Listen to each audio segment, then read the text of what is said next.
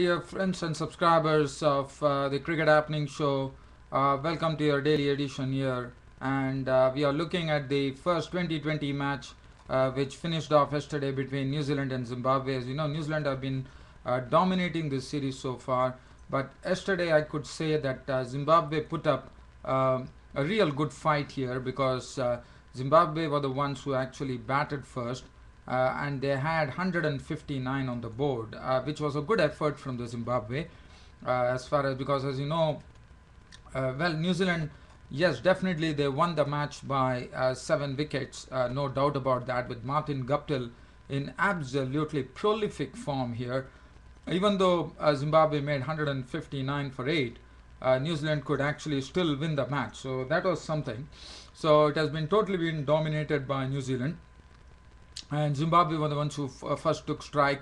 And the first wicket to go, in fact, New Zealand had 3 debutants yesterday.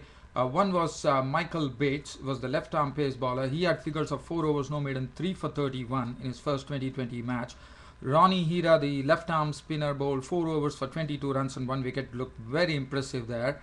And besides that, there was one more person who actually made his debut for New Zealand. It was Colin D. Granholm. Just for your reference, Colin D. Granholm is one of those batsmen in New Zealand domestic cricket who actually likes to hit the ball from the place where he is. In the sense, there's not much foot movement. He just stays there and just bangs the ball. And also, he's a very good fielder. And one of the important things about Colin D. Granholm, who actually made his debut, is that he's a Zimbabwe-born person, but actually shifted his allegiance to New Zealand. Actually has a New Zealand passport and plays for New Zealand. So that is something interesting. So playing against a country where he was actually born. He was born in Harare. So Zimbabwe made 159 for 8. The first wicket to go was Brendan Taylor. In fact, there was a good promotion by the captain Brendan Taylor. Probably the captain Brendan Taylor deciding that he's the one who is going to take the onus, and he actually promoted himself in the batting order, and he opened with Hamilton Masakadza, and Brendan Taylor was the first to go, trying to flick a ball which was actually going down the leg side. He tried to flick it, but he only flicked it as long as his leg bail was concerned. Leg bail was dislodged, and Brendan Taylor was walking. The first wicket to go, clean bowled by Michael Bates, the debutant, for 3. That was the first wicket, and what a wicket to get for the Michael Bates, the debutant.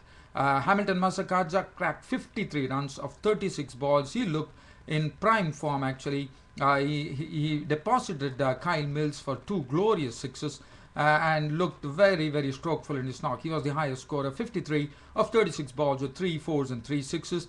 Foster Mutizwa was gone for a duck of the bowling of Mills.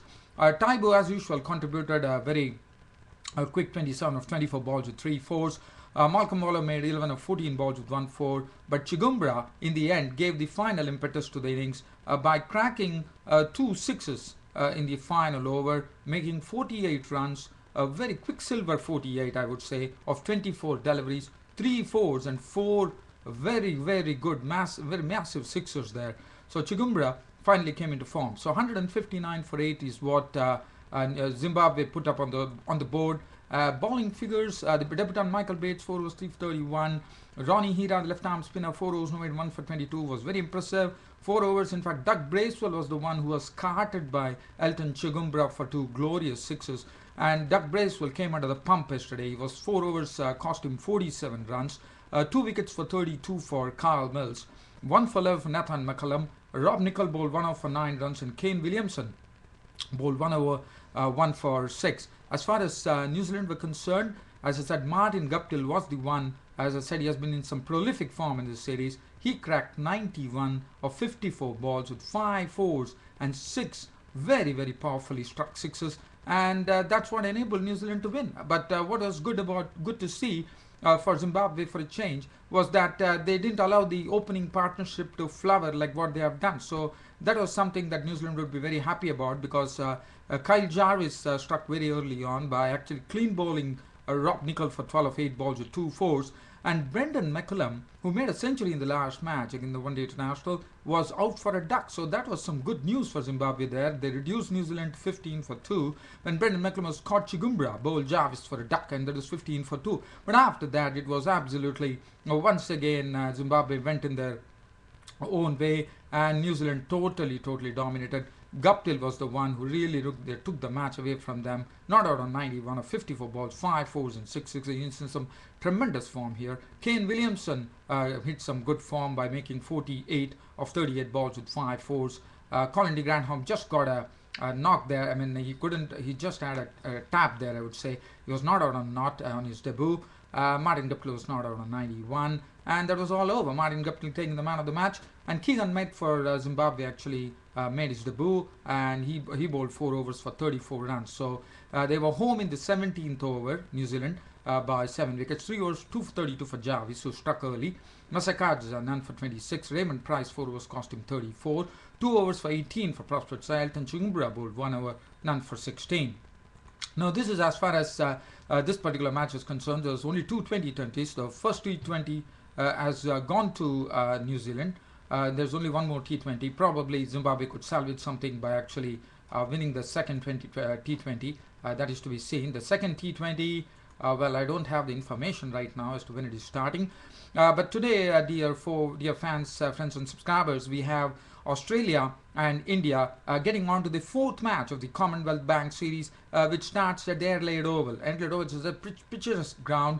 Australia are at the top of the tree there. They have 8 points after winning 2 games. India have 4 points. Sri Lanka are the ones who have not had a single win. Just in the meanwhile, the second T20 I just got the board here. Second T20 between New Zealand and Zimbabwe will be played at Hamilton. That will be on 14th of February. So today, let's watch out for the game between India and Australia, which would be a great game of cricket, no doubt about it. Peter Forrest probably could make his debut today, and I'm told that Michael Hussey has been rested for the Adelaide Oval. Probably Australia taking a leaf out of India's book where the rotation policy is concerned of batsmen. And also what Australia has done is Ben Hilfenhaus has also been rested. So there are certain changes in the team, and for India, well, they have to really look at how Rohit Sharma can do, because Rohit Sharma has been failing so far, so he gets another opportunity here. And also it would be interesting to see who is going to be rested. The other day we saw Gautam Gambhir being rested, then we saw Virendra Sehwag being rested in the first match. Second match it was Gautam Gambhir. Is Sachin Tendulkar going to be rested today? So that's the another question which comes onto people's minds.